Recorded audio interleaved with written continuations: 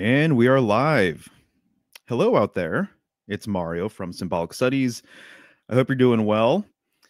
The last couple of weeks have been pretty interesting. And when I saw the news of the Pope's passing, I thought this would be the perfect opportunity to talk about the symbolism related to the papacy, related to the Pope, and the Hierophant card. I was planning on doing it already. And so when I saw the news, I was like, well, I think there's a lot to explore here. And so I put this together. Thank you so much for being here if you're checking it out live. And thank you for watching if you're checking it out after the fact. If you're unaware, for all things symbolic studies, please visit symbolicstudies.com. I've got a lot of slides today and a lot of things to go over. Hopefully, you guys have been well, and hopefully you guys have had a nice spring so far. I know I have. And Taurus season actually is one of my favorite times of year, symbolically, amongst other things. But I feel as though I have a special relationship with Taurus, actually. And in fact, one of the first presentations I ever gave was on bull symbolism and cow symbolism because it hit me really, really strong. This was in person. This is way before I had Symbolic Studies, and it was to a small, limited audience in the Pacific Northwest. But I just got so deep into that rabbit hole, and there were so many revelations regarding the bull and the cow that I had to get it off my chest. And this really kind of came about after I went to India, actually, and just seeing how they sort of treat the bull and the cow really did something to me. And so when I was there, I took it upon myself to read material about it. And actually, that's where we're going to start today. So let's just get to the first slide here.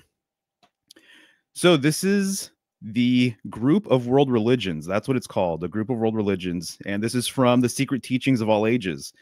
This is a classic book from Manly P. Hall. And this is actually the first plate that you're going to see in the book. So when you actually first start reading it, the first official piece of art that you're going to see is this one right here. And I was reading this in India. I completed the whole entire thing on my trip. And I just thought it was so fascinating how it began, because it begins with, of all things, bull and cow symbolism. And so this was painted to illustrate the ways in which the bull and cow have related to all of these different world religions, right? And so if you scan this piece closely, you'll see a number of bulls. You'll see Taurus in the upper left. You're going to see the Apis bull on the right. You're going to see the golden calf. You're going to see the bull that gets slayed by Mithras from the Mithraic Mysteries. And you're going to see some others, right? And so the whole entire idea behind this piece is basically saying that a lot of origin stories for different world religions actually have an intimate connection with the bull or cow. And so again, he starts his like masterpiece work by talking about this. So I took note of that, right? And if we zoom in here, we'll see that on the upper left, you'll see that cow or bull right there representing Taurus. It's at the beginning of that sort of arch, right? And so this is a huge, huge clue that the age of Taurus and the symbolism related to the bull and the cow, extremely significant. There's lots of secrets there. There's a whole deep, deep history there, right? So let's just explore, just to begin with bull and Taurus symbolism. And I would say especially how it relates to the Abrahamic religions, right? So this would be another painting, actually, from the Secret Teachings. And you'll see here God on his throne. And then you see that he's surrounded by these four animals. So this setup with these four animals, if you know the tarot, if you study the tarot or give readings or anything like that, you'll recognize these creatures because there's a correspondence with the fixed signs and these creatures, right? And so on the lower left, you have the bull, which obviously corresponds with Taurus. On the right, you have the lion, which corresponds with Leo. And then you have the eagle, which corresponds with Scorpio. And then you have the man on the upper left, and he corresponds with Aquarius. So these creatures are known as the tetramorphs. They're known as the four faces of God, the living creatures. And so God's throne is in the middle of these creatures, right? And so even just with this, there's so many cards that represent this, but generally you're going to see it on the Wheel of Fortune card. You're going to see these creatures in the corners. Often they look like angels. You're going to see it on the World or Universe card. You'll even see it on some versions of the Hierophant as well, right? And so the bull or ox is part of this sort of setup here. And this is another illustration, essentially kind of showing you the same thing. Not the throne of God necessarily, but the four living creatures. Again, the bull is amongst them. The man, the lion, the eagle, and then the bull. And then, of course, there's so many different periods with bull and cow worship as well. And so I thought it would make sense to at least highlight and show you guys, some images of the golden calf and the idolization of the golden calf as well, right? And so my understanding is, and a lot of people have this take, is that when you are looking at bull symbolism, and you see two very different takes on the bull or the cow. In one way, it's being revered, it's being put up on a pedestal, it's literally being worshipped. And then there's going to be other things that you're going to see where the cow or bull is sacrificed and slain, right? And to me, what this really kind of mirrors or represents is the idea that during the age of Taurus, the bull was more so held up in high regard. And then after the age of Taurus, the bull was actually slaughtered, or the bull became a demonic sort of figure, a darker figure. So that's the general setup that people have said for many years, is that the animal will be worshipped during its age. And then after the age has passed, then the energy gets inverted. The energy gets flipped, right?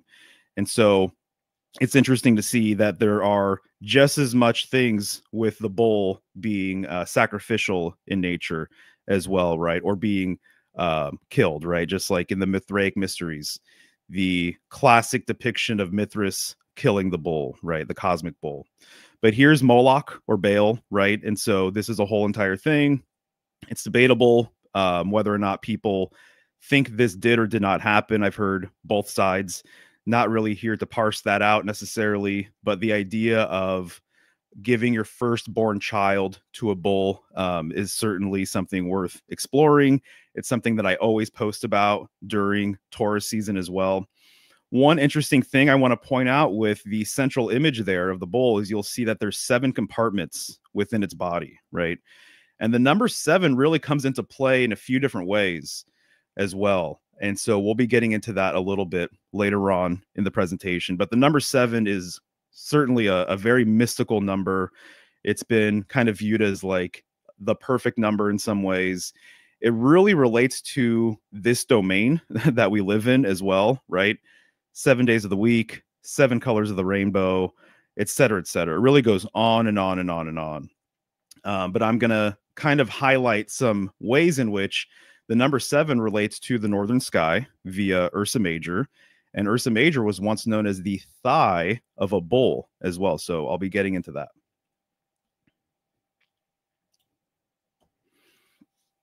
Also, the whole idea in Judaism to find the red heifer, right? And so that's kind of taken off as a storyline over the last several years.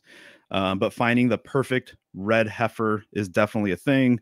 So to begin with, I just wanted to explore some of these basic sort of like themes and concepts and how the bull and cow relate to, some of these religions, and still to this day, very much play like a very important part in some people's culture and in history and prophecy. Even the bull or cow, right, has been viewed as being heavenly, and that literally the heavens itself has been viewed as kind of a cosmic bull, a heavenly bull. And so this is what you're seeing right here, right? This blue bull with these stars in its belly, definitely representing the firmament, definitely representing the vault of heaven, right? And to me, this is really fascinating too, because there's all of these ideas that Earth has 4 corners. Generally, Earth is viewed as a square or a cube, and the heavens or heaven, the stars above, the firmament, has been viewed more so in a circular manner, more so viewed as a sphere or something along these lines, right? And so this idea, though, of four corners is also attached to the idea that there are four winds kind of coming from the four different cardinal directions, right? This also parallels, though, this idea that there are four pillars that hold up the heavens, too. And so when I think of this bowl, this heavenly bowl, and then I see these people underneath it, and then I see these four legs, right? It just reminds me of these four pillars. And so I think that that's kind of a beautiful symbolic thread to pull out a little bit. And then also, too, you'll see that there is a central sort of figure there who's holding the bowl as well. Definitely reminds me of a central pillar or central axis sort of concept, which is going to be a major sort of theme here in this presentation. So the bowl has been viewed as being cosmic, but obviously there is a very clear terrestrial relationship, symbiotic relationship, I guess you can say, with the cow or the bull. And so the cow has been viewed as the second mother of mankind, right? And so the idea is that the cow gives so much and asks so little in return. And so from the cow, we get milk. And then from there, we get ghee and yogurt and cheese and everything else, right? All these dairy products. And then also the cow or the bull or the ox, they help around the farm, right? They can help plow and all these other things. And then there's a lot of uses for dung as well. You go to India, there's a lot of things that they use dung for. And so it really does give a lot. And so not only on a physical level, but also on a spiritual level as well. And so people have definitely made the connection of the bull and its presence, and that it brings a certain kind of humility and kind of grace with it as well. And so one of the things too that I just want to mention is that the Taurus constellation, you know, when people talk about Taurus today, people mostly have this idea of an aggressive bull, and I don't think that was always the case. And in fact, there's been this great sort of flip or switch over time where a lot of the signs and a lot of symbols just in general have become way more masculine. And I personally see this as a solarization of symbolism, basically. And so a lot of signs have been viewed as being very feminine, I think, in more primordial times. And a lot of animals were viewed as being way more feminine. And so I see Taurus as being one really good example of this, actually. That Taurus was once viewed as being more feminine, receptive, nurturing. The Venusian quality, right? Taurus is ruled by Venus, was certainly there more so, I would say. And then over time, it became more aggressive, masculine. And what I say is solar. So less polar, more solar. And so let's take a look at a card here. And this is the Hierophant card from the Thoth deck. And I'm going to full screen this thing here. Okay, so the Thoth deck from 1943. This is Aleister Crowley's deck. And I'm highlighting it because the Hierophant basically is the Pope, right? And so the Pope is the man of the hour right now. And that's what we'll be decoding. And you will see that literally the Pope's throne is actually a bowl. And so he's sitting on a bowl. And then you can see that actually his gown, it almost looks as though his gown is just almost fused with the earth. He is one with the earth. And we're talking about fixed earth symbolism, right? And so it's interesting that there's so many 5-pointed stars here as well. And the 5-pointed star has a huge epic weave with Taurus symbolism, Venusian symbolism, and also what it actually means to be a high priest as well, right? And so that's why it's so appropriate to show the Pope in this manner, or high priest in this manner, with the white pentacle on its chest, expanding into other pentacles. But if you look, you'll see that the pentacles, essentially, the way I view it, are all emanating from the goddess here.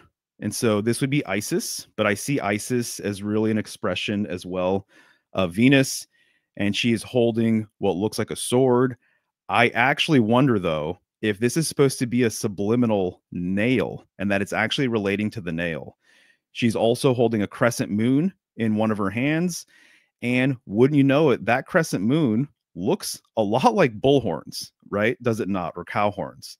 And so there's a receptive quality to that. And then obviously lunar symbolism as it relates to the cow and the bull is really very deep. And there's a lot of things that you can really pull out from there. But with this close-up image, you can really see that the cow or bull is looking right at us too. I've always found that almost confrontational in a way. It's looking directly at us. And then because the bull mask is in the lower left corner, there's a lot of bull symbolism in the lower left corner there, right?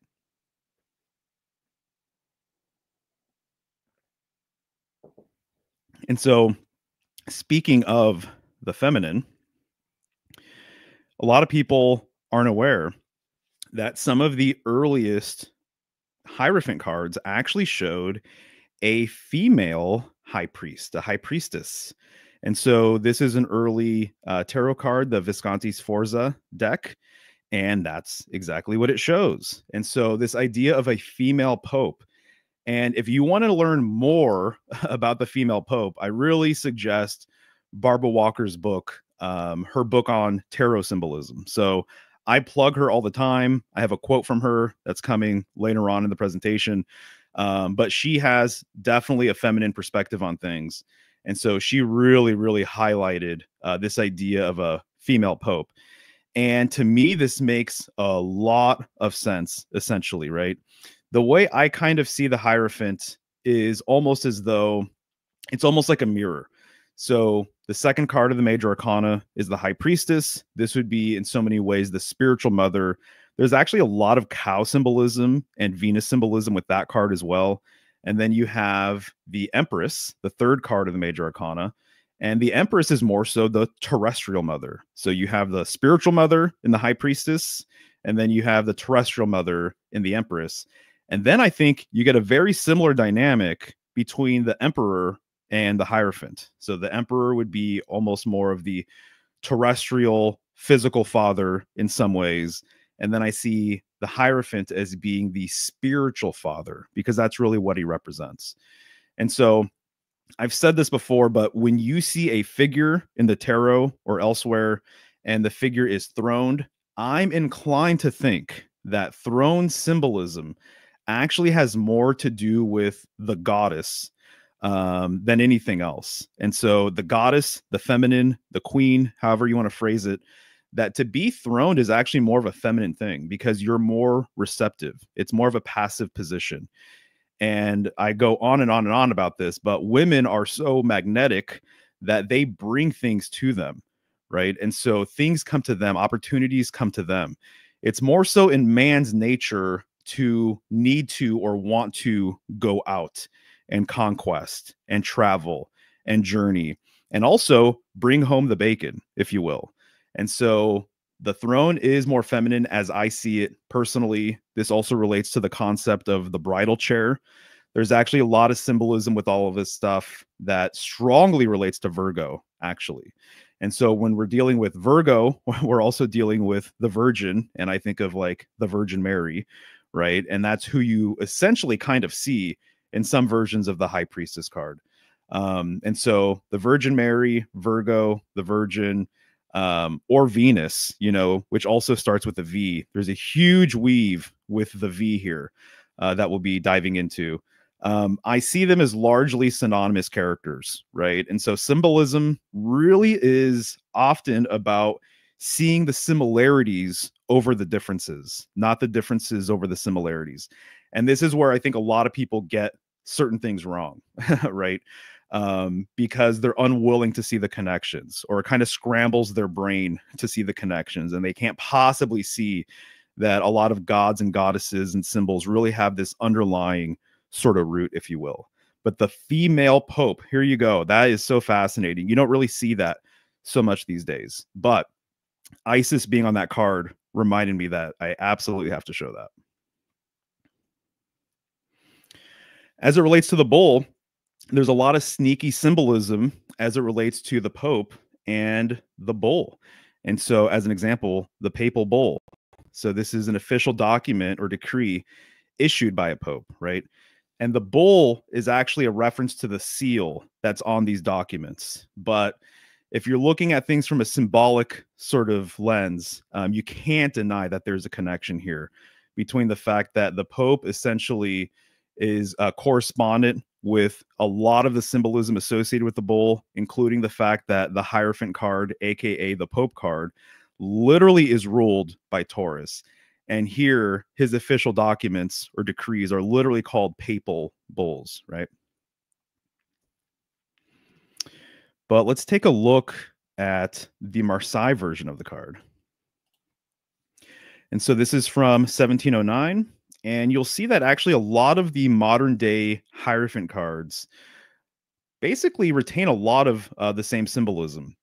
But the main thing that I want to highlight, some of the main things I want to highlight here are one, that the Pope is sitting between two pillars. This is absolutely massive and symbolically very, very potent. And so there's a number of cards that depict two pillars in the tarot. Once again, the High Priestess would be another such example. You see two pillars in the High Priestess card. She is sitting between them. And here in the Pope card, you see him sitting between two pillars. So what does this represent? Well, if you've been following my channel, you probably have a pretty good hunch, but I'll just say that he represents the central pillar. And so whenever you see two pillars, there is a third pillar in the middle. There's an implied third pillar. And so two pillars essentially creates a doorway. It creates an opening. It creates a portal. And the central pillar symbolically represents another nature with that door or opening, and it's a vertical sort of dynamic. So it's a transcendental dynamic is what I'm trying to say. And so the Pope, in by sitting between two pillars, he is symbolically representing the transcendental central pillar, right? And there's a lot of symbolism with the Pope that corresponds with key symbolism. And so he's also the keeper of the keys in many ways. And so he is basically the guardian of this symbolic sort of doorway. And we'll be unpacking what this doorway actually represents. But essentially, he and his authority, his spiritual authority, right, it transcends these other two pillars. And so it actually transcends the duality of these pillars, the masculine and the feminine pillar. There's something about this first pillar or third pillar that actually is more of an original essence and is basically something that predates duality. It is something that is more so polar in nature, actually. And so this central pillar symbolically is what connects heaven and earth together. And that is actually his role. That's the role of a high priest symbolically, is they are imbuing symbolism onto the high priest that gives him this sort of bridge-like quality, that he actually is what connects all that is above with all that is below. And so that's what the central pillar actually represents. And so one of the things I'll say is that, you know, when you get into the tarot or the Kabbalah, or you start looking into Freemasonry and all these other things, a lot of people get really fixed on the two pillars and wanting to know what the two pillars represent. And of course, I encourage you, look into the two pillars, understand and know what's going on there. But one of the things that will fast track your understanding of the two pillars is researching and understanding the symbolic value of the single pillar, right? So learn about the single pillar and you will unlock all sorts of information about the two pillars, basically. And so the Pope is always wearing, you know, his hat there, which there's generally 3 tiers to it. And he's always holding that papal cross. There's usually 3 tiers to it. So this 3-tier dynamic is something that we'll see kind of repeated throughout this presentation. And people have said that even the papal cross kind of looks like a ladder, right? And so this central pillar very much is related to ladder symbolism as well. The ladder, also, you know, a stairway and things of that sort, things that actually connect, you know, heaven and earth. All right. So moving forward, I mean, I was just talking about those twin pillars, and this is just a screenshot from the Pope on Easter. And look at this picture. This blew me away, to be honest with you. Just the scale of everything. the scale of everything here is absolutely epic and massive. And so you can see that literally the Pope being the figure between the two pillars, being this transcendental pillar, this transcendental axis, if you will, literally is mirrored in real life. So these pillars are absolutely enormous, but then also you see on the balcony that there are two red pillars as well. So they are keeping up with this theme here. And this is obviously very, very ancient sort of stuff. And so what I'm getting to is that the Pope really embodies the spiritual axis for the church, for the Vatican. And that's what the high priest really represents. And so we'll unpack all of this. Also, it's important to note that he is a bridge to the other side symbolically. He is sort of a mediator. And so that's what the symbol is. And that's what the symbol represents. Symbolism as a whole study, right? So I thought it was important to just mention that symbols are also bridges, because what they're intended to do is give you support for divine connection, basically. That's the whole entire thing. Everything that has symbolic value to it, it represents something else. And ultimately, what you find out is that a symbol represents something of a higher nature, of a higher order, right? Something that maybe is more etheric or spiritual, if you want to put it that way. And so symbols are bridges unto themselves. And so that is what the whole study of symbolism kind of, breaks down to. And that's what the Hierophant or the Pope also represents, that he's supposed to be a symbol for divine connection, right? And so to me, this really gets into a whole entire thing about the nature of how to use symbols, what it means to idolize a symbol or a figure. And also, too, just because somebody is given sort of this title or given this sort of label, what does that mean with your relationship with that person, right? How much are you going to buy into this idea that that person literally is something of a living god or demigod or something along those lines, right?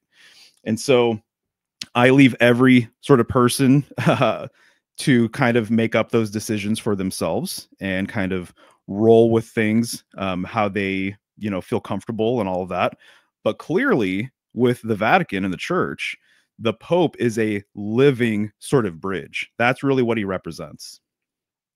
And so Pontifex Maximus, the greatest bridge builder, that's literally what his name represents, the greatest bridge builder, right? This bridge is the central axis. This bridge, if you want to do more research on it, look up the world axis or the axis mundi. That's actually what he represents. Every major religion has something along these lines, right? And so with the church, there is a living, breathing sort of axis to the divine, right? That's what they're imbuing on the Pope. If you go to Mecca, that's what the Kaaba cube represents, right? It's this axis between heaven and earth. Some people have the same opinion, of course, with Jerusalem and the Temple Mount, that this is a sort of axial point that transcends and connects all that is above with all that is below. I think it's really interesting, actually, in India, they have a series of axis points that they rotate throughout the years. And this is what they're acknowledging in their Kumbh Mela festivals, is that they've located 3 or 4 different axis points. And there's a whole sort of mythology behind it. But they visit these points, throughout the years, essentially. And so it's like a rotating axis. But every culture or group needs a point of focus, essentially. That's the whole entire thing. They need some point of orientation. And that's what the Pope represents as being this bridge builder. But I also think you can essentially just refer to the Pope as sort of a walking, breathing, almost pole, actually. And so here's a card from Lon Milo Duquette. And I think his deck is really fascinating. I've talked about it many times. And I always say this, but the illustrations are a bit crude. However, the symbolism is always on point. And his stuff is pretty interesting in that way. So here's his version of the Pope card or the Hierophant card. And you will see that there is some things that align with some of the cards that I've already showed you.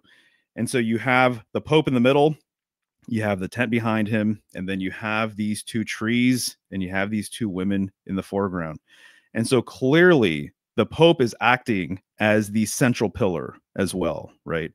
And so this central pillar in the house of God, it separates the heavens and it separates earth, but it also connects heaven and connects earth as well. In fact, I think this is what you're seeing in the magician card. You have the magician, he has a wand, he's pointing it up to the heavens, and then he has one hand and he's pointing it down to the ground. And he's essentially declaring, I connect all that is above with all that is below, but I also separate all that is above with all that is below. There's this idea referred to as the Great Triad, and that there is a triune relationship between heaven, earth, and man. And mankind actually is the symbolic bridge between heaven and earth. And there's so many symbols that actually represent this. You can't escape this. The tree, the mountain, the standing stone, the tower, right? And so in this card, the Pope or the Hierophant here, he is that central axis. He is that central bridge. And the tent is a perfect sort of like visual metaphor for what I'm trying to explain here, which is right behind him. So this tent clearly has a tent pole, right? And so what does the tent pole do? The tent pole separates the top and lower portion of the tent, right? So you can actually have space within the tent itself. So it separates symbolically heaven and earth, but it also connects heaven and earth as well. And in fact, the tent is a microcosm of a macrocosm. And so every holy space is a micro of a macro. And so that's the whole idea behind every single lodge, behind every single temple, and everything else, is that in some ways it's supposed to represent the universe itself, right? And so in this case, this tent has a central axis as well, right? And that's what he represents, basically. And so there are groups that do rituals in tents very similar to this, and they will make use of the central pole, and they will refer to this central pole as the axis in the middle of all things, basically what we would refer to as the world axis, right? So you can see that this idea of the tent pole, and it's hidden, by the way, right? The same way, notice that he's hiding a couple of fingers. This is one of the themes with the Hierophant card, is that he knows things. He knows things that other people want to hear. He has secrets. He's the keeper of secrets, of esoteric doctrines, right? So again, he's the keeper of the keys. And these keys are very much symbolic. In fact, I think a lot of people may say that these keys could be verbal as well, right? They could be ritualistic. They could be initiatic, right? And so keys that open up locks, basically. And so he is this central pillar. He is this central pole. So again, he is the vertical axis. That's what the Pope really represents, connecting the above and below. And if you want a really good metaphor for this, he represents the z-axis, right? And so you have the x-axis, and then you have the y-axis. This would be on the 2D plane. And then you have the transcendental axis, right? And so this basically is the central axis, the world axis that I'm referring to, the z-axis. That's what the Pope represents. And so again, all sort of religious groups and spiritual groups generally have something that operates as a z-axis for them, as a vertical axis. So you could say, actually, mankind used to be more vertically oriented, right? That they had a connection with the heavens. They had a connection with the divine. And you stay connected, by the way, by being centered. So notice that the z-axis is emanating from the middle of this cross. And you could even say that this cross represents the cardinal directions. You can say that they represent the fixed signs, right? There's a lot of different parallels there. You could even say that it just represents a cross, right? But it's in the middle of this cross that the z-axis emanates. And so mankind in more primordial days used to be more vertically inclined. And then nowadays, mankind has kind of flattened out. And so we've become very, very horizontal. We've lost our way. There's been a fall from grace, basically. And so a lot of religions and spiritual groups will have a totem that is a reminder of the vertical axis, right? It's a very important thing. And for some people, it's a tree, a world tree. It's a standing stone, something along these lines. I would say every pilgrimage location symbolically represents this Z axis, right? Because when you look at the symbolism of all these pilgrimage sites, generally there's something about it that is mythical, transcendental, something along those lines. And so this is what the Pope represents. He represents a breathing, walking vertical axis for people. So there you go. The priest as axis or a living pole.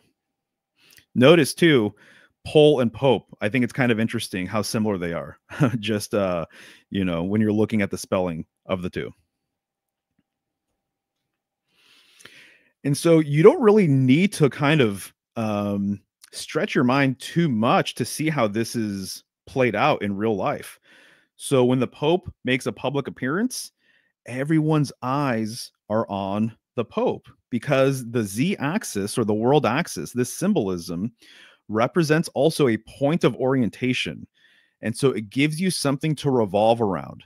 It gives you an identity in some ways. It allows you to know where you're at in this place, just like the world axis itself. And I would say just like the North Star as well, because there's a lot of symbolism with the Z axis, axis mundi, and the North Star being a pole star.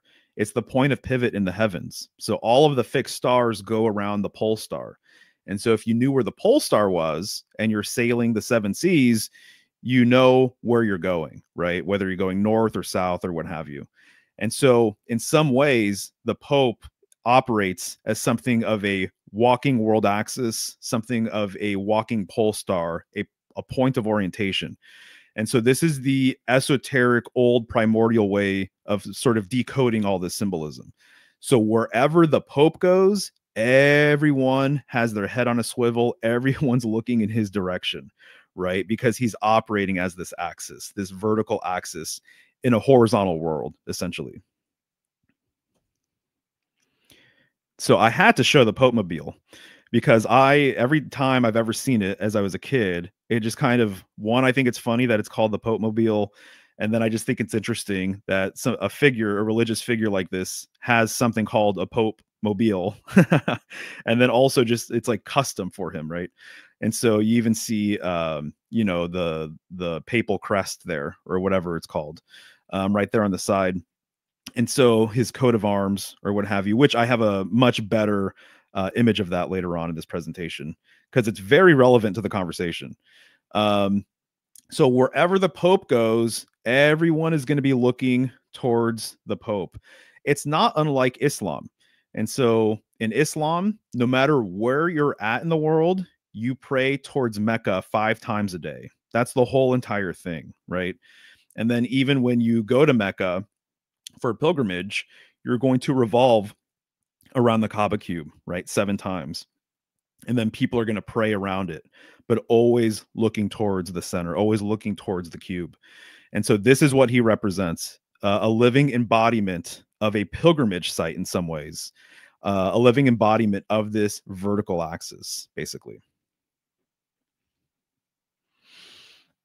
So verticality, right? It implies this bridge between heaven and earth. He is the ultimate or greatest bridge builder. There's this centrality as well. So it's the heart of a tradition. And this is really so important because what tradition is keeping that center preserved, keeping it intact, right? So tradition is about preservation of ideas, customs, symbols, things of that sort.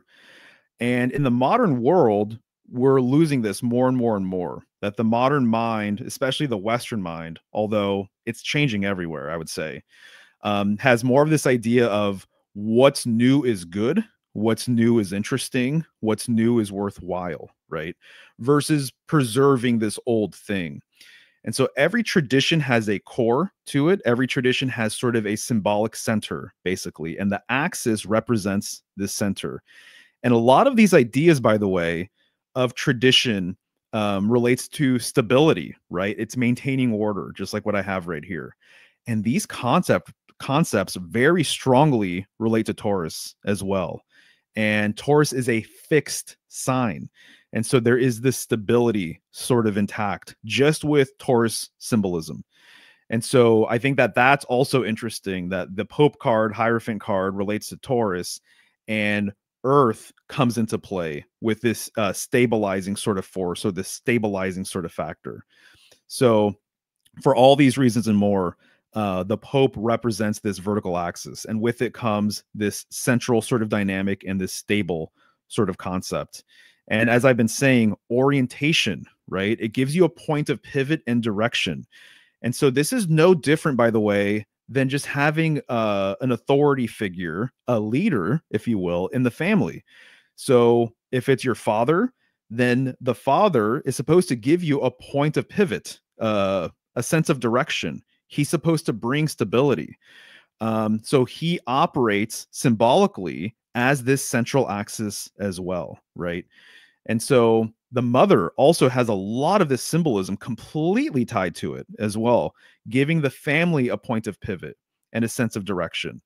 In actuality, we all are walking axis points. We all are walking poles, which is why we're called people, right? And so I've talked about this in other presentations, but we are all essentially sort of walking poles. But what I see today is that a lot of people symbolically are lost, and they don't have orientation, and they don't have a point of pivot, and they don't have direction, right? And so you can get your own point of pivot and direction by going within and by accessing your center. So this is how I approach things, at least going to your holy of holies. You don't necessarily need an external figure, right, to find orientation or direction. You just go within. The answer is actually much closer than you realize. All right, so let's take a look at some alternative names for the Hierophant, aka Pope card. And some of these are hermetic titles, but I think that they will basically be interesting to you guys. So we have Magus of eternal gods, right? Magus, a magician, right? They're connecting the Pope or the Hierophant with magic. And the eternal gods, so the oldest of gods, the most stable of gods, the most transcendental of gods, the most primordial of gods, right? One of the things I've learned over the years is that there really is a hierarchy of gods.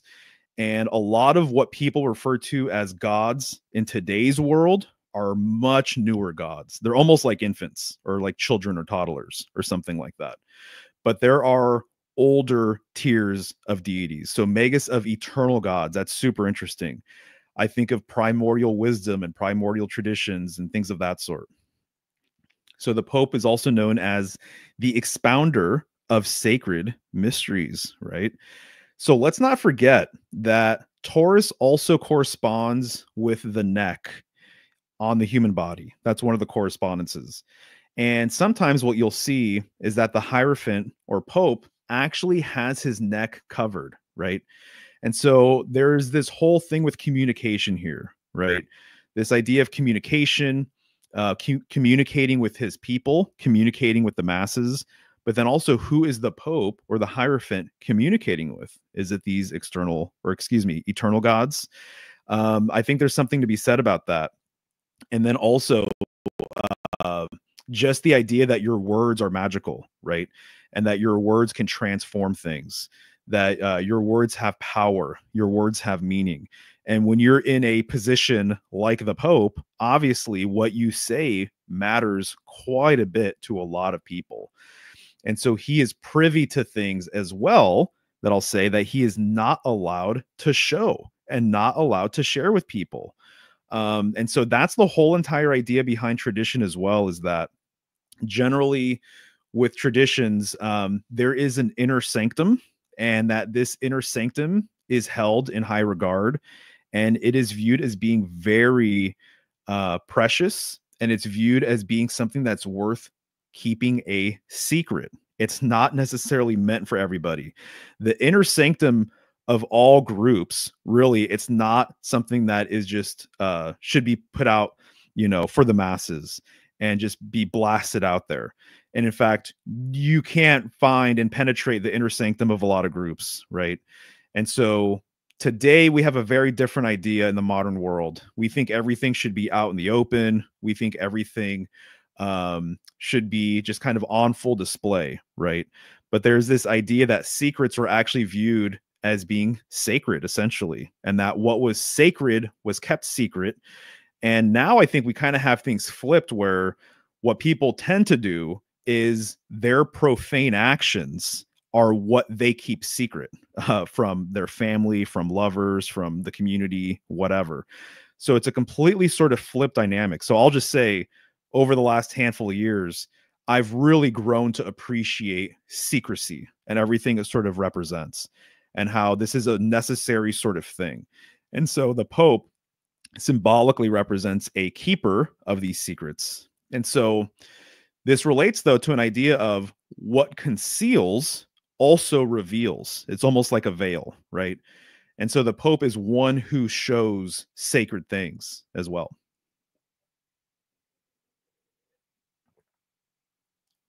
And I think this last one is particularly juicy. One alternative name for the Hierophant card is one who teaches the rites of sacrifice and worship. So the bull was turned into a sacrificial animal, just like the Mithraic mysteries and other secret societies and whatnot. And, the fact that the Pope died when he died, and maybe I'll just give this quick sort of qualifier here. I'm inclined to think that someone of that stature and prominence, when they pass, I think that sometimes the announcement is delayed.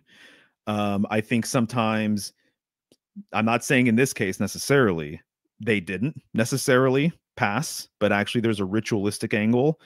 And so maybe now that person can go into hiding, something along these lines. So I'm not here to unpack that necessarily, but I'm just saying that that is always something with someone that's as popular as the Pope.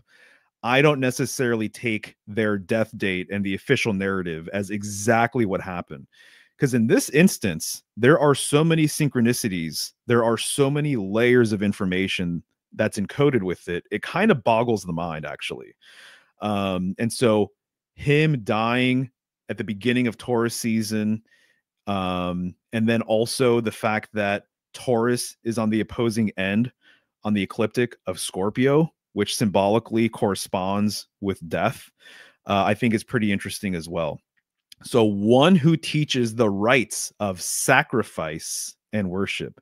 Very, very intriguing. I'm sure people in the comments and elsewhere have different opinions about what is going on here, and maybe sort of the political angles and kind of, what's happening at the Vatican in terms of if this was something that was more ritualistic in nature, if it all just happened and it was a divine sort of coincidence, or if there's maybe some sort of orchestration going on here. That's up to you guys to decide. And I feel like I'm still sort of unpacking all of it. So the letter 5, excuse me, the number 5, the letter V. We're talking about the 5th card of the major arcana, Roman numeral V, right?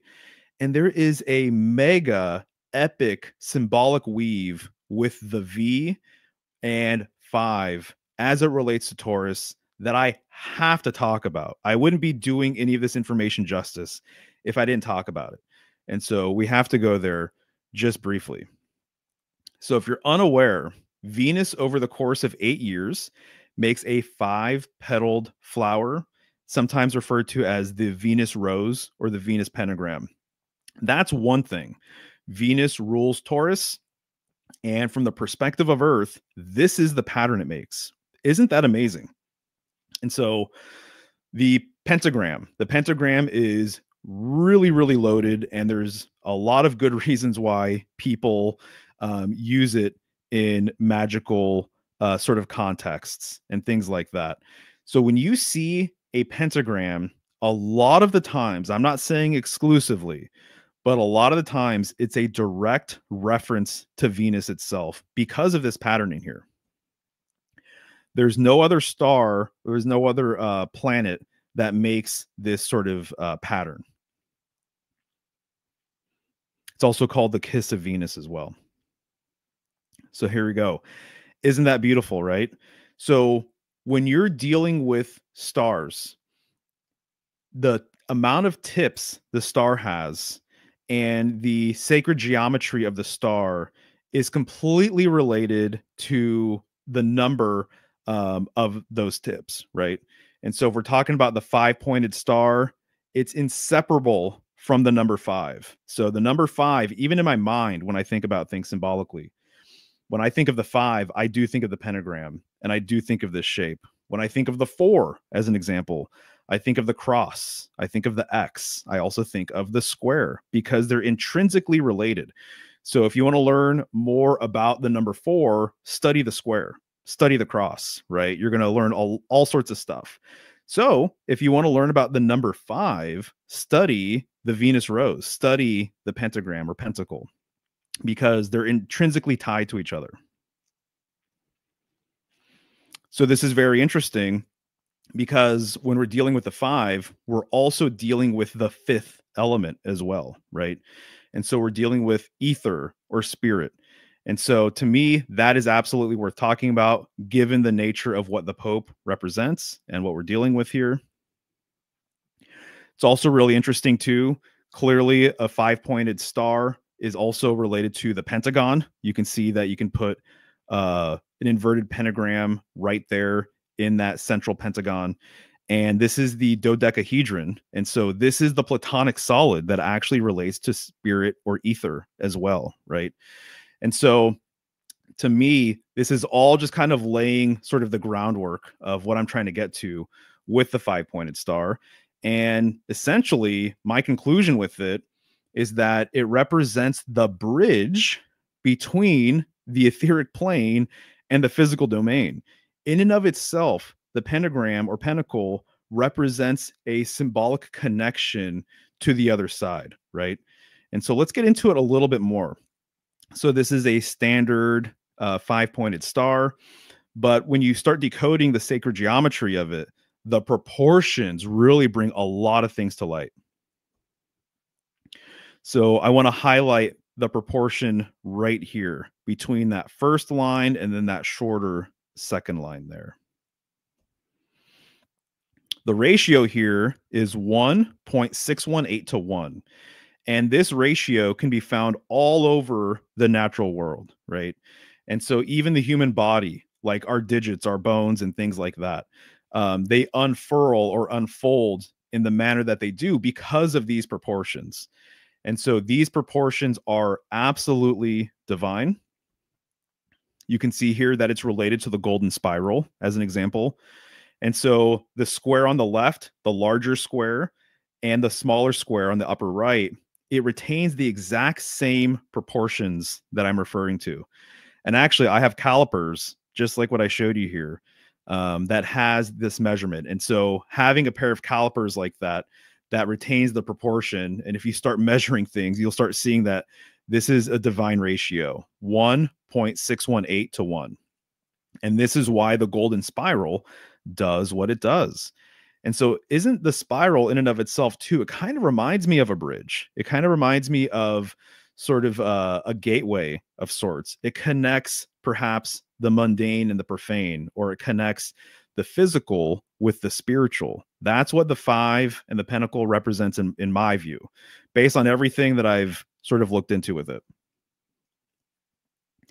And you can see, because of these proportions, how harmonious the pentacle actually is, from having a large 5-pointed star, and you can have nested stars within it.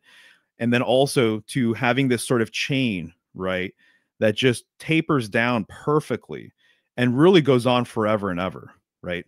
There's no other star that works this way.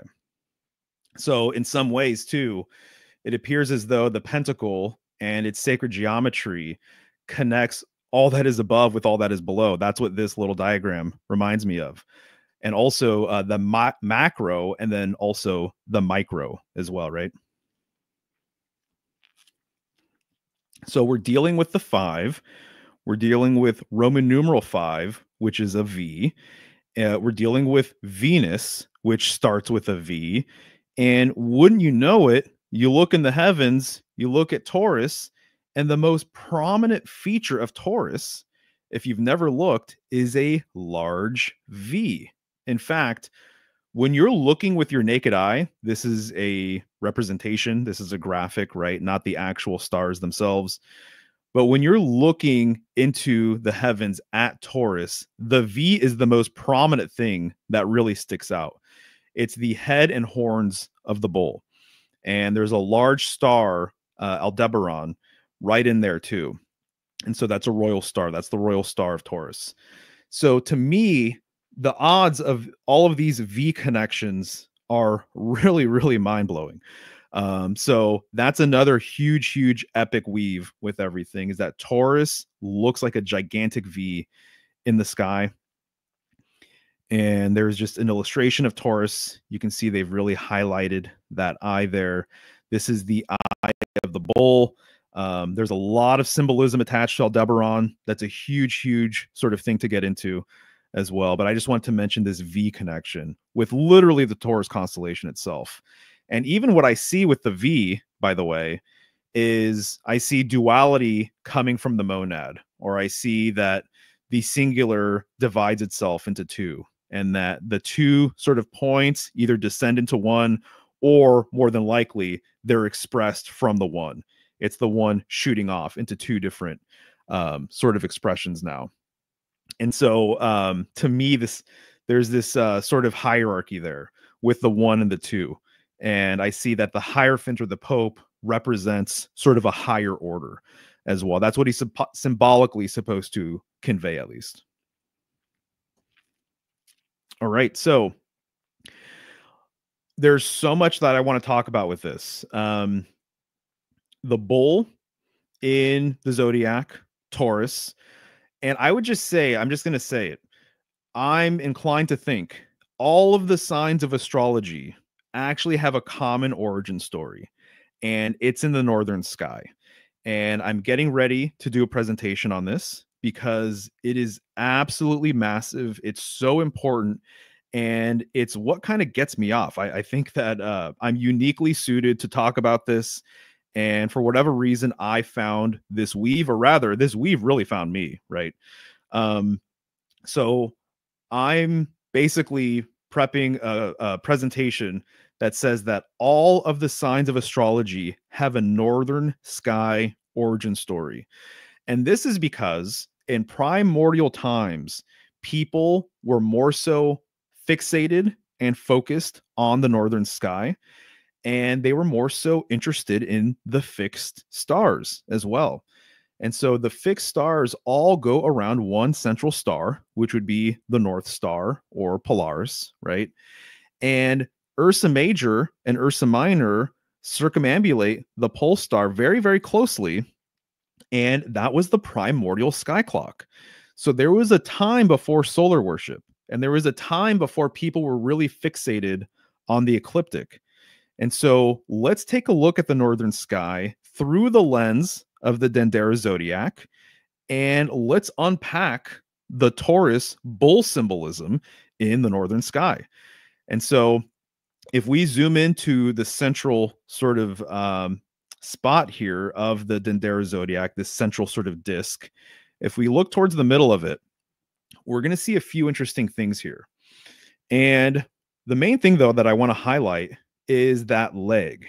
Do you see that leg of the bull right there? So this was Ursa Major.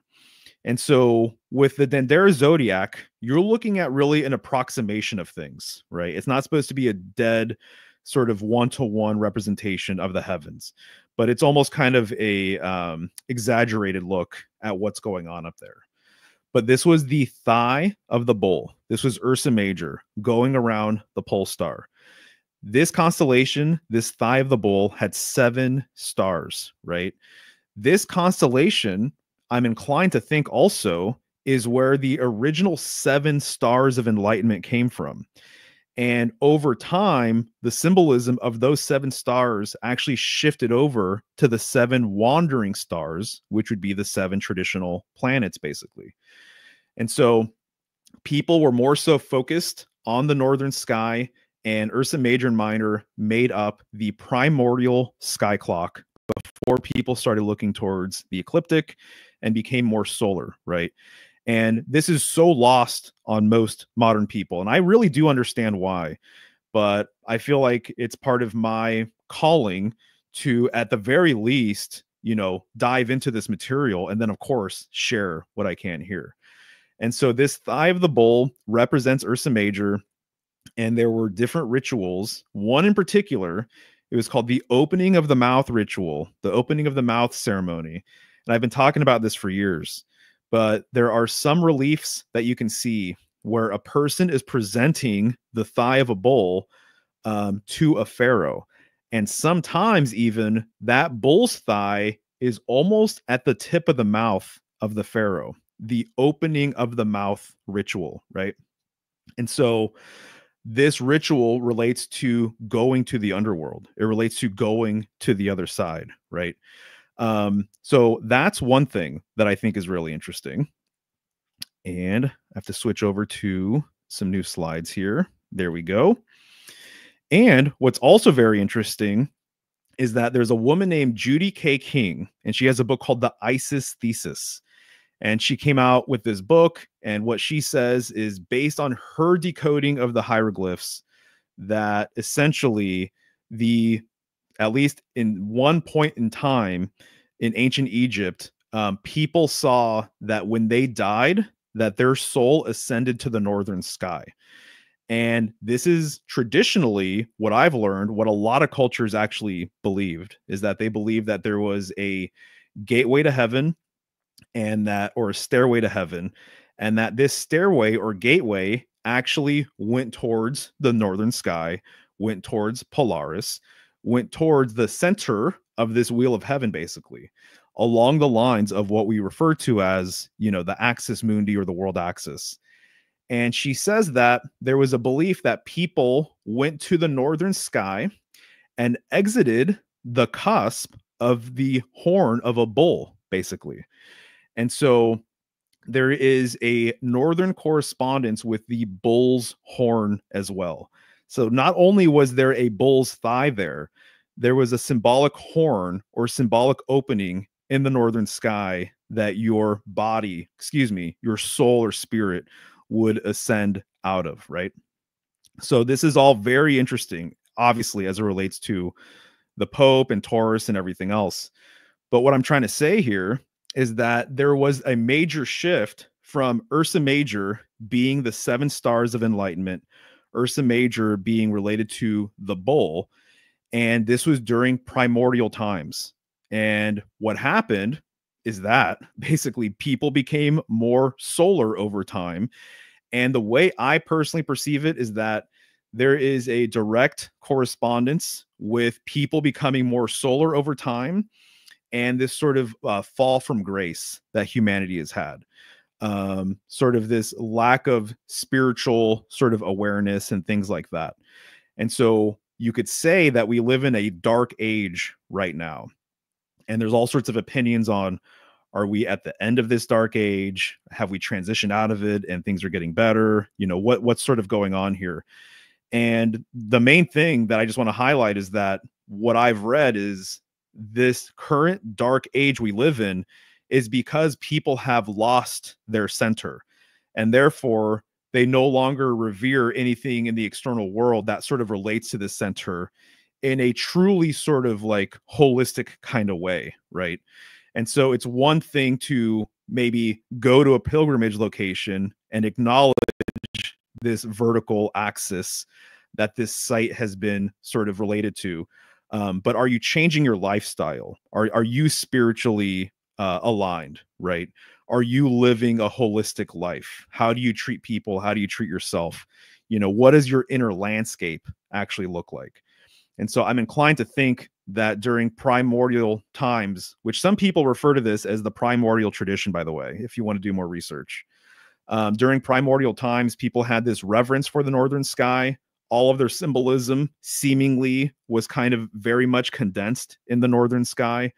And then there was a migration away from the northern sky to the path of the sun.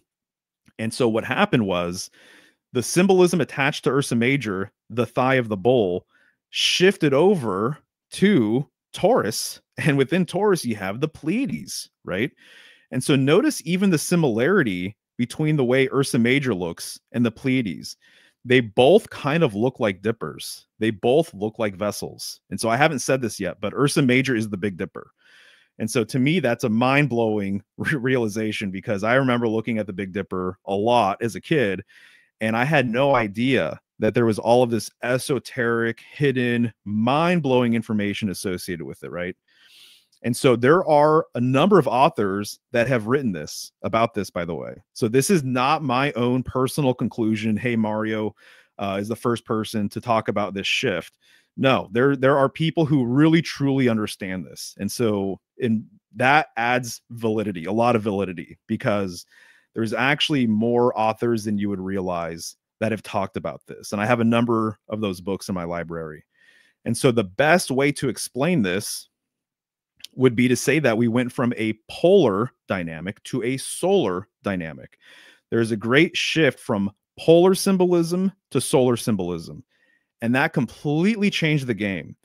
In fact, I would say that this shift could be referred to as a pole shift as well. That's kind of how I personally perceive it. But with this shift also came the shifting perspective of mankind, of what they consider to be sort of God in the heavens, or actually what they consider to be the true axis in the heavens. Beforehand, it was the stationary pole star. Nowadays, I would say that a lot of people have taken that same symbolism and they put it right towards the sun. And the sun symbolically also relates to a pole. So the pole shifted from this vertical sort of dynamic to a more so horizontal dynamic with the sun. And I think that with this shift, a lot of things kind of got thrown off, right? For better or worse, actually. I'm still very optimistic. I'm glad to be living in this timeline and everything else. So even though I say it threw things off, I'm also kind of detached from that as well in some ways. It is probably just a necessary sort of thing. So another way of talking about this would be that there was a shift from the center to the circumference, right? From center to circumference. And so basically a shift from the center of the wheel to the wheel itself.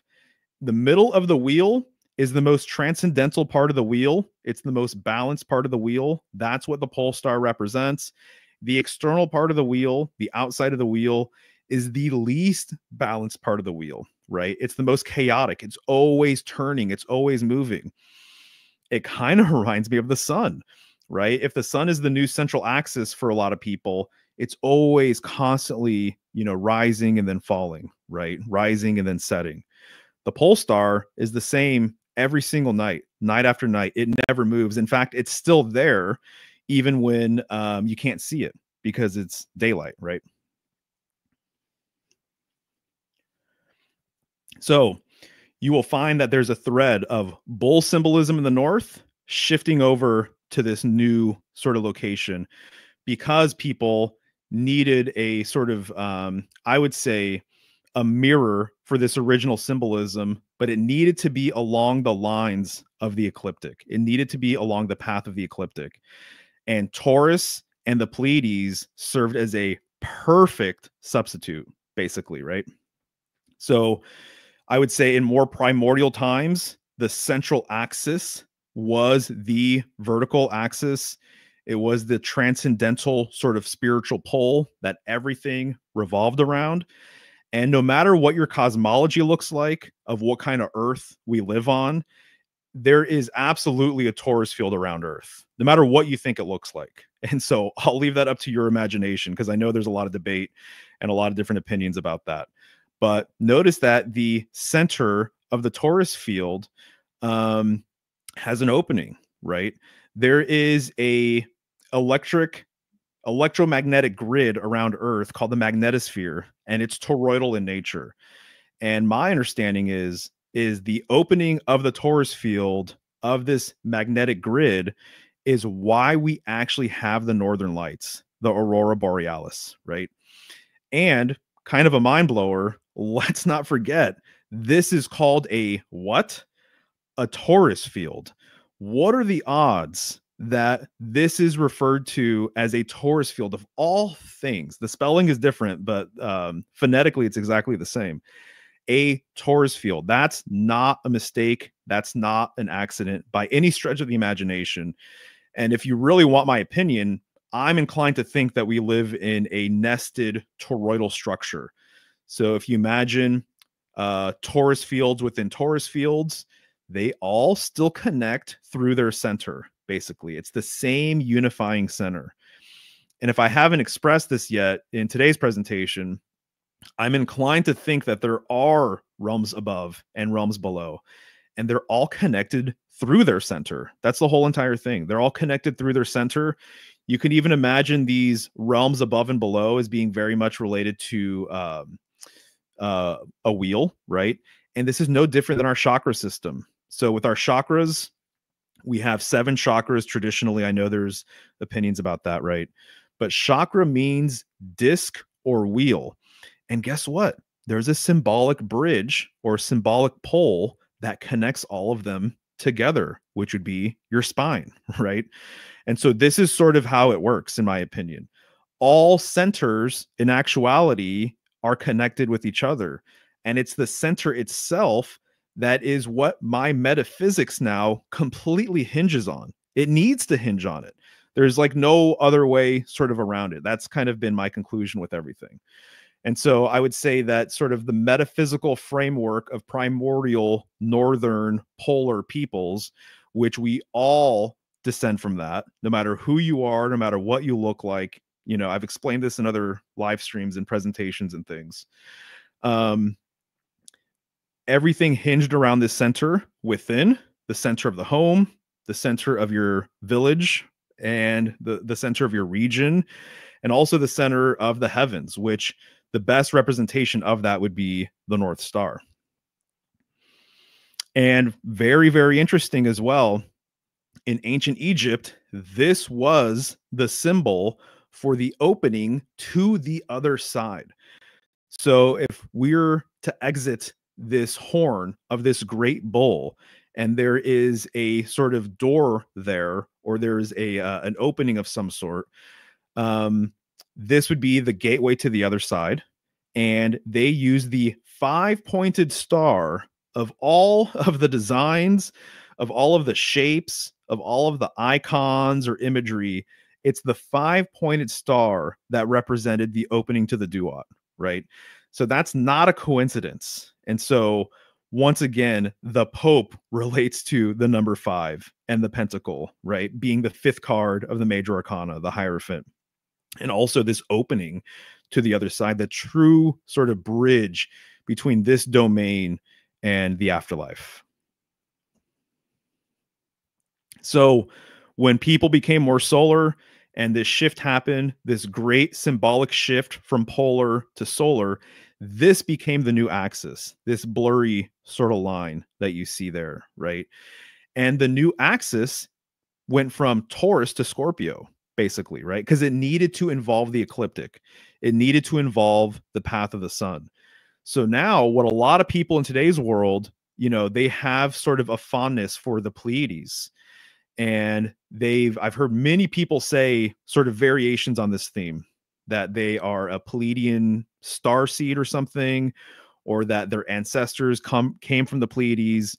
They were visited by Pleiadians, something along these lines. And I did a presentation, which I believe it's this slide right here, called the Pleiadians, where I really decode all of this stuff and I really sort of explain this great shift from polar to solar. And I explain that the Pleiades basically is sort of a secondary sort of storyline, and that there is an original storyline associated with a lot of Pleiadian symbolism, and it actually has to do with the northern sky, right? And so this axis between Taurus and Scorpio really is super fascinating. And this is kind of how it breaks down. So the Taurus sort of gateway is sometimes referred to as the silver gate. You maybe have heard me talk about that at some point. The Scorpio gateway is sometimes referred to as the golden gate.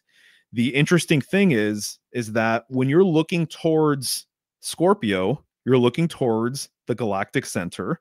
And when you're looking towards Taurus, you're looking towards the galactic anticenter. And so you're looking away from the center of the galaxy, right? And I have more opinions about this, the true center of the galaxy, but let's just say that this is the case. That's very interesting. So you're looking towards Scorpio. This would be the heavenly domain, the heavenly sort of gateway or opening, the golden gate. And then when you're looking towards Taurus, this would be sort of the hellish sort of gateway, right? And both of these constellations have massive royal stars associated with them. Aldebaran, as I've already mentioned, in Taurus, and then Antares with Scorpio.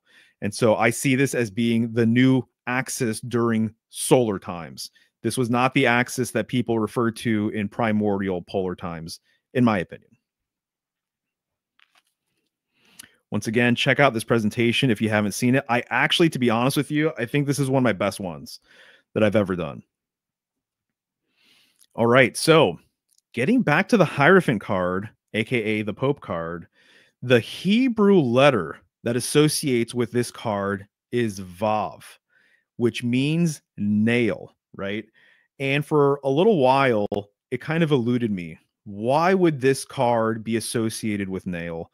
And over time, I realized what the deal is, basically. So it looks like a nail, even if you're unfamiliar with what a rusty nail looks like. That's what it looks like if it's been a while. But it really comes together when you consider that the nail is also related to the pole star. In fact, it was once referred to as the nail star. And this makes all of the sense in the world, right? Because it's the point of pivot in the heavens. And so you can see Polaris there, again, related to pole symbolism, Polaris, which has an innate relationship with the North Pole. The fact that it's called the nail star really, really resonates with me because, again, all of the fixed stars go around the nail star, right? It could have been called the pin star. It has a bunch of names, actually, a lot of alternative names, but it's almost like a pinwheel, right? So it's the pin that allows the wheel to turn. It's the axle of a wheel that allows the wheel to turn. That's the symbolism that's been associated with the pole star. So nail, as it relates to the pole star, to me, is like a dead ringer sort of association. Also, let's not forget that the nail binds, right? And so the nail binds pieces of wood together. And in many ways, I see the symbolism relating to ether. Symbolically, ether is what binds this reality together as well. And it reminds me just of the symbolism of a bridge, right? This bridge binding or allowing access to these different realms, right? Above and below. And so that's what the nail represents, in my opinion, in this context. But there's more going on here.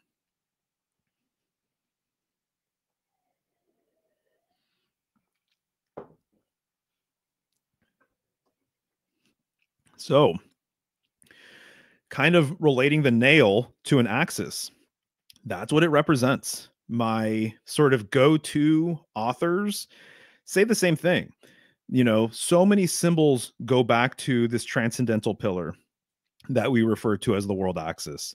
The staff, the nail, our spine, the wand, right? The caduceus. There's so many examples. And so I want to show you one of my favorite illustrations that kind of represents a lot of the things I like to talk about. And so this is a representation of Jacob's ladder. The ladder is not unlike a bridge, right? And you'll see here that there is a central pillar. Once again, the Pope represents the central pillar. He sits between the two pillars. He's throned between the two pillars. And it's this central pillar that's truly transcendental, right? You can see that the heavens break for this pillar. And what do you see around the top of the pillar? You see 7 stars. This is Ursa Major, in my opinion, right? And so some people, I think, who are unaware of the polar tradition would probably associate it with the Pleiades. Might even say maybe it's symbolic of the 7 wandering stars, right? One of the things to note, though, regarding the Pleiades, I showed a slide of it earlier, but there's actually only 6 main stars in the Pleiades. And there's 6 main stars that have always been sort of illustrated, but we refer to it often as the 7 sisters. There is a myth about the missing 7th sister because it's encoding the shift from polar to solar, basically. I talk about that in that presentation. So the Pleiades really more accurately has 6 stars, right? And so they had to sort of come up with the mythological reason why there's a missing 7th star. That wouldn't be necessary unless there was this huge shift, right? But you see the 7 stars of Ursa Major closely around the center of the sky. You see these angels coming down that ladder. And then you also see, too, down below, Jacob literally has like a wand or a stick with him. Very, very polar in nature, right? But you have these 2 side pillars. Again, this is more dualistic. The central pillar is more unifying. It's more holistic. It sort of precedes and came before these 2 other pillars, right? And so what I like to say is that polarity preceded duality. And the central pole represents that polarity. And then these 2 side pillars represent duality more so, right? And so you can see, though, all of the symbolism that I'm getting into today really is sort of conveyed here in just this one illustration.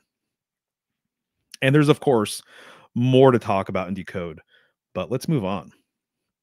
So the nail symbolically represents this central pillar as well, just a really, really small version of it. And I think it's so interesting that Pope Francis was a Jesuit, the first Jesuit Pope.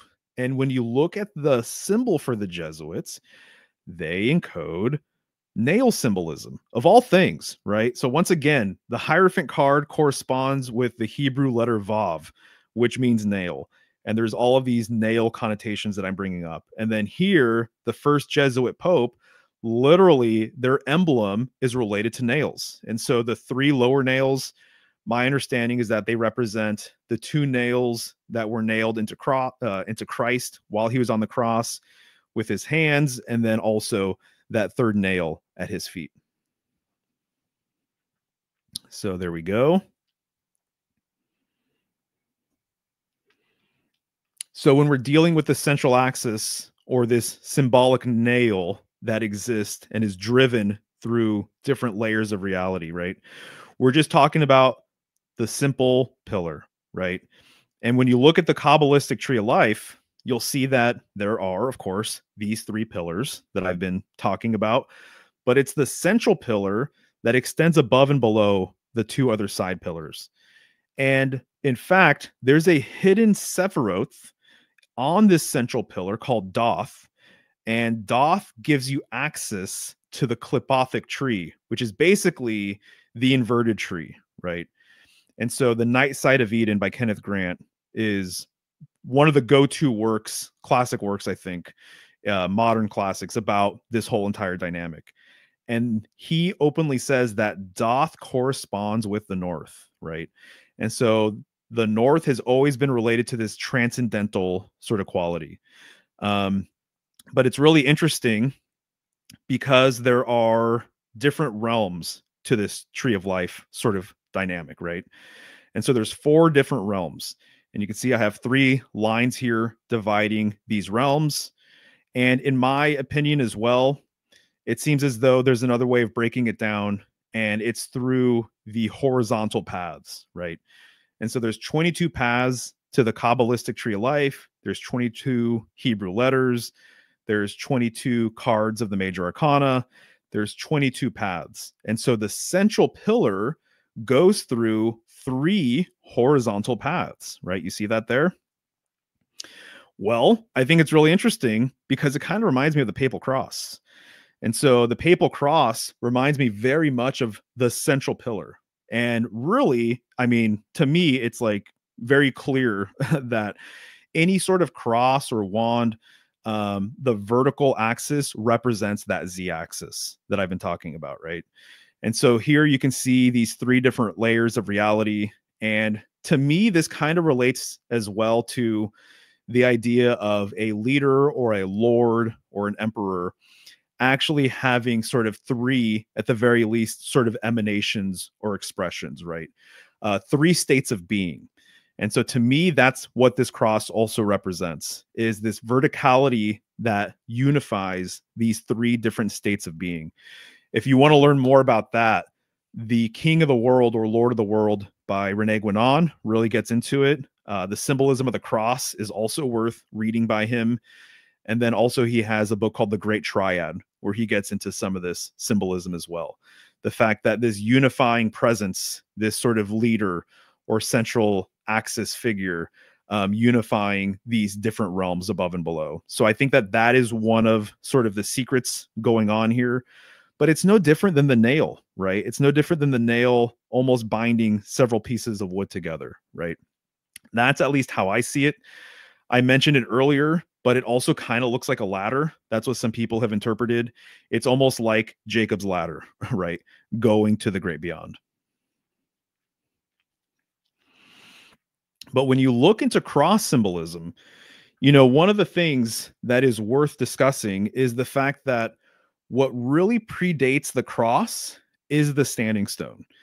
And I have a great book here about the symbolism of the cross, and the author's name escapes me right now, but he opens up the whole entire book by saying as much, and by literally showing you standing stones and saying that the vertical standing stone predates the cross, and that before there was a horizontal arm, let alone 3 horizontal arms on the cross, what existed was just the simple vertical axis, which to me, this makes all of the sense in the world.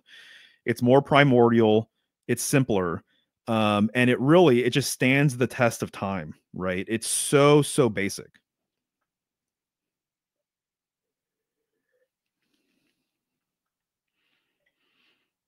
So I thought that was worth bringing up for a few reasons, including the fact that it doesn't even need to be, in order for this to be sort of a central totem, a world axis symbol, it doesn't even need to be like pillar like, although this does look like a pillar. It looks like an obelisk or a column, right? Even a simple stone will do it.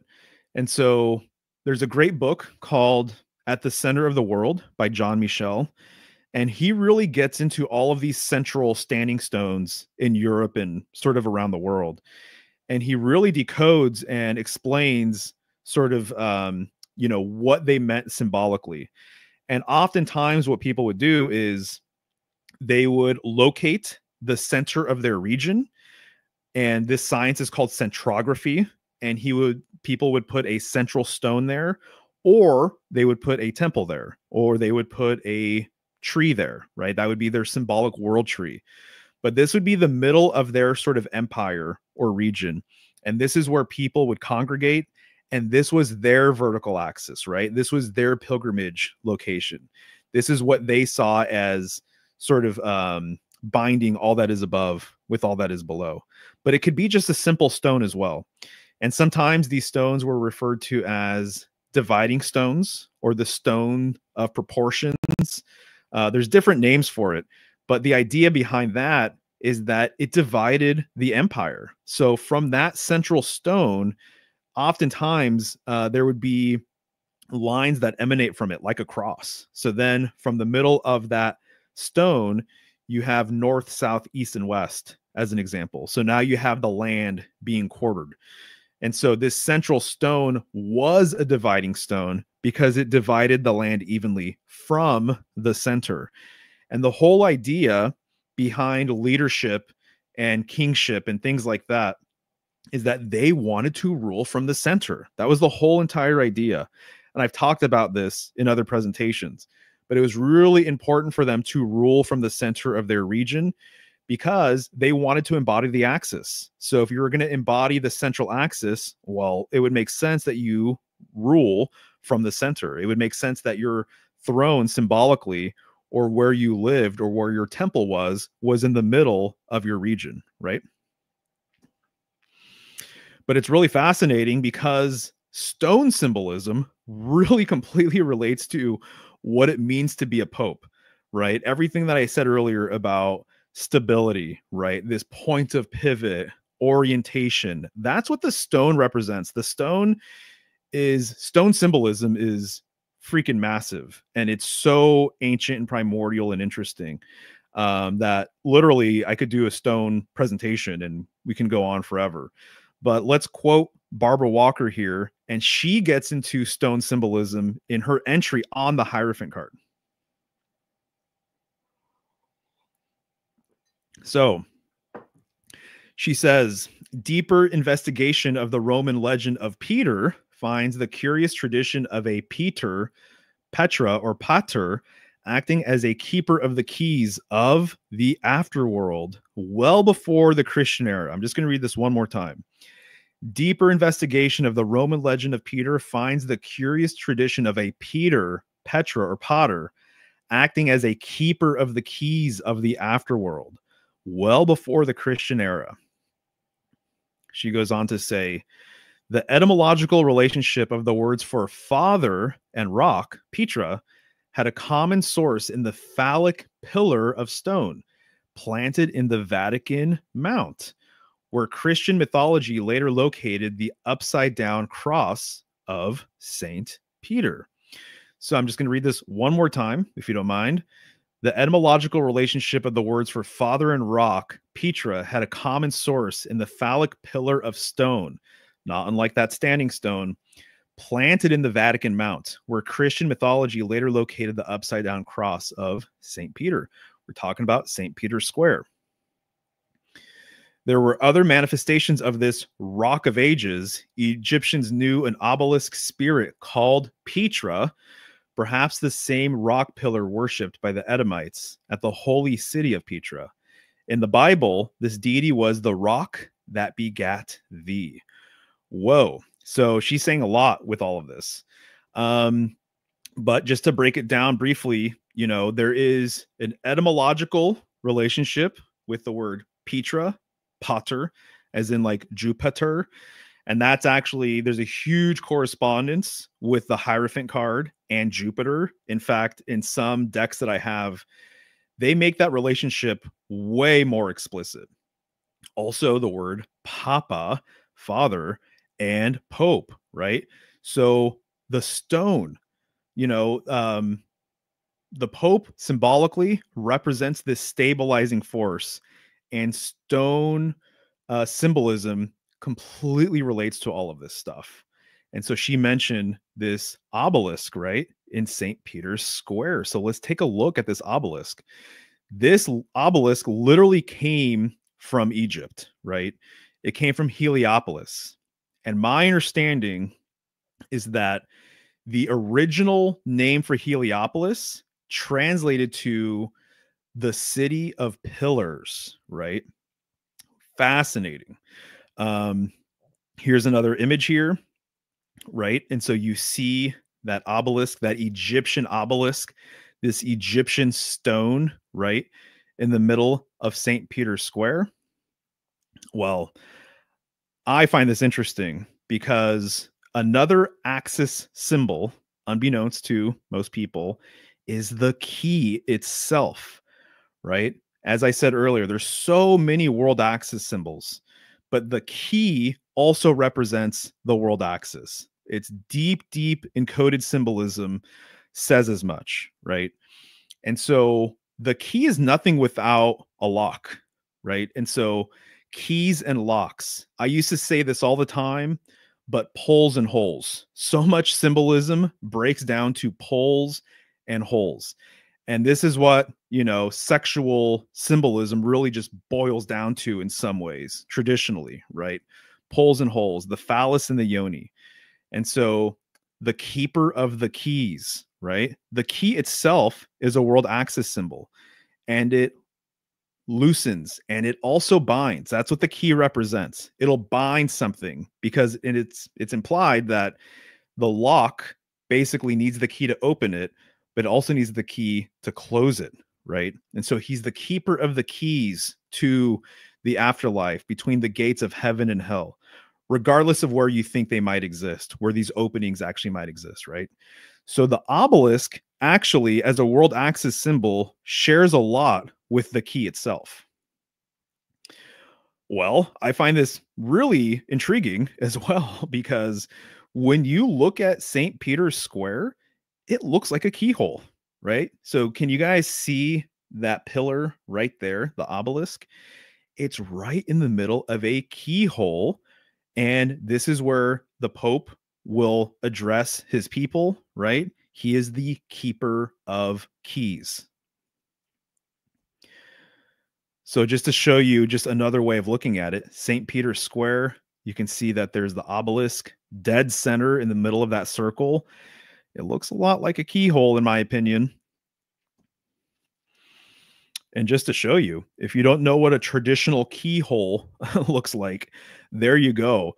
I mean, is that not a dead ringer right there? That the symbolic obelisk from the City of Pillars, which represents a stone, which has a relationship with where we even get the word father and papa from, aka Pope, has all of this sort of stuff going on with it. Like, it kind of boggles my mind a little bit, to be honest with you. And then also, too, if we look at the official emblem of the Pope, it is crossed keys, right? You have the golden key for the golden gate. You've got the silver key for the silver gate. And what unifies these keys? What's transcending these keys? It's the Pope himself, right? And so you have the papal tiara, hat, and basically this is really saying that he is that central axis, right? And I thought it was really fascinating looking into all of this stuff for this presentation, the fact that when there's a vacant spot for the Pope's position, this is the official emblem right here. And so it's the same crossed keys, but now you actually have this sort of umbrella, which to me, I mean, just look at the handle. That's another world axis pole symbol, right? So this is new to me. I want to look into it a little bit more. There's a few things I feel like I can kind of pull at with it, but I'm just going to let you guys see it for now, and we can move on here. So there you go. The Hierophant card oftentimes has crossed keys. It's really interesting too. There's some decks where one of the acolytes, one of the figures down below, is actually trying to grab one of these keys, right? So there's a lot of symbolism going on here with the keys, from him keeping secrets, him revealing, concealing, keeping things sacred, holy, protecting that inner sanctum, if you will. But he absolutely is this figure that keeps these keys. And, I just think that that obelisk right there is like a clear sort of representation of it on an esoteric level. Well, I think this is really intriguing as well. Where else do you see the Pope in the major arcana? You see him on the death card, right? So this is the 13th card of the major arcana. And here you can see a Pope-like figure with his fish cap on, right? And he looks like he is begging for mercy. And so this one kind of blew my mind as well while preparing for this presentation, because let's just zoom in a little bit. And you have the Pope, and he is right below these two towers, right? So even in this card, he's in between two pillars symbolically, right? And he is not the transcendental pillar in this case. In fact, death really is in some ways, right? That it looks like his authority is being sort of usurped by death himself, right? That even the keeper of the keys, the person with all of this sacred knowledge, this axial priest king sort of figure, he even has to succumb to the cycles and rhythms of death, who comes on a white horse, who also has a flag that is showing a two-door rose that is five-petaled, essentially making it an inverted pentagram, right? And so it's kind of interesting that that's sort of the thing as well, is that we're seeing this pentacle on the flag itself. And the Pope there, there's nothing he can really do in this circumstance or in this instance. Also, what's pretty mind-blowing about it as well is that Taurus has this relationship with Scorpio, and the death card is ruled by what? Scorpio. So we're talking more about the Taurus Scorpio axis here, right? And so we're talking about this gateway sort of dynamic, right? Which shifted from polar times to solar times. And so now when I see this card and I acknowledge this priest pope figure as the Hierophant, and then death clearly relates to Scorpio, this card really is about this new axis that I'm referring to, this solar axis between Taurus, the Pleiades, Aldebaran, and then also Scorpio, Antares, the galactic center, right? And so I think that that's really on display here now. I've never seen it so clearly like that before. But you'll see that death is holding that flag. That flag is, to me, an axial symbol. The pole is itself. Notice that death actually has a clear sort of pole or a clear line from the upper portion of the canvas to the lower portion of the canvas. And so that pole goes from the very top of the card, goes down. And I would say personally that the right leg of death and the left leg of the horse continue the line of that pole, right? So there's almost an implied vertical line from the top of the pole all the way down to that leg of the horse. And one-legged symbolism is axial symbolism like all day long. I'm very convinced of that now. Just like I was showing you with the thigh of the bull. It's just one leg. But one-legged symbolism, it basically is just the axis, pretty much. And so the real holder of the axis here is death, not the Pope, right? So hopefully you guys can appreciate all of that. All right. So the last thing that I'll just say here is that I think it's interesting that some people esoterically have referred to the infinity sign as a run and return. It's a run and return between this domain and the afterlife or the underworld, right? That symbolically, in some ways, we're just kind of going back and forth, pinging, the spiritual and the divine, the heavenly and the terrestrial. And that in some ways, it's just this run and return from this place to that place, back and forth.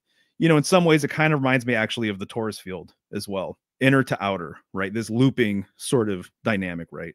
That just perpetually goes on and on and on. And I think this is worth bringing up because it also looks like the number 8, right? And so Scorpio is the 8th sign of the zodiac, and symbolically has a major correspondence with sex and death as well. And let's not forget that Pope Francis died at 88 years of age. So you have the double 8, double infinity. So just a quick take on that. That's not like, a definitive sort of thing, or it's not even really like the whole point behind this presentation, but I just had to include that because I thought the synchronicity between Scorpio, 8, 88, I don't know, kind of intriguing, right?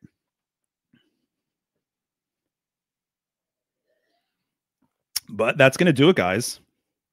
Thank you so much for hanging out and being here live or catching it after the fact. A few announcements. So I have a new podcast. It's the Symbolic Studies podcast, and I just released an episode on Taurus symbolism. And I just have to say it's a really good one. And I think it's the best one we've put out. So if you're interested in checking that out, you have to be a subscriber on Patreon or my website right now, at least. But it will be released publicly later on. But you should subscribe to the podcast regardless on Spotify, Apple Podcasts, YouTube, what have you. So give that a go. So for Patreon, patreon.com/symbolic studies. If you liked this presentation, I've got like a dozen more that are completely exclusive just for members, right? So I'm going through the major arcana and I have cards on everything from the Fool to the Hanged Man. Right now, I'm actually working on the Death card episode right now, which to me is just kind of blowing my mind too. That's what I'm actively working on right now, is the Death card. And then all of this is kind of happening. So if you want access to that and early access to the podcast, patreon.com/symbolic studies. You can also go to my website, symbolicstudies.com/secrets. Subscription is just $5 a month. And it really, really goes a long way. So thank you to everyone who is currently a member. And also for sessions, I'm available for tarot readings, birth chart readings, and also private lessons. So if you guys are interested in any of that, you can find more information on my site. I'm also available for art and design. So I've been a graphic designer for a good long while, I think 25 years now.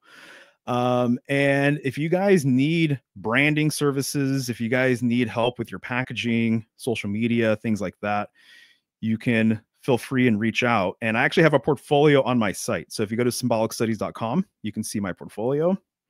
And design is actually how I got into symbolism. So if you want a designer who's more symbolically inclined, definitely hit me up.